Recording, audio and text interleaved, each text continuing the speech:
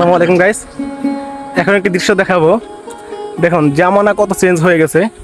আগে এগুলো কিন্তু এত দেখা যেত না। দেখুন আমি দেখানোর চেষ্টা করতেছি। দেখুন শিয়াল মামা দিনে দুপুরে কোথায় এসে বসে আছে, তো মেন রোডের পাশে। দেখুন তার মনে কিন্তু বিন্দু পরিমাণ ভয় নাই। হ্যাঁ দেখুন আমি কিন্তু একদম কাছে চলে আসছি, এরপরে কিন্তু তার মনে বিন্দু পরিমাণ ভয় নাই। দেখেন কি একটা অবস্থা, দেখেন দেখেন দেখেন শিয়াল মামা, হে মামু গেছে, পাট খেতে ঢুকে গেছে। আগে কিন্তু এই বিষয়গুলো এরকম ছিল না। আগে ছোট সময় আমরা শিয়াল দেখার জন্য অনেক অপেক্ষা করতাম। হয়তো ওরকম ভাবে চিনতাম না, কুকুর মনে করতাম, কিন্তু দেখতাম না। ভাবতাম যে শিয়াল না জানি দেখতে কেমন।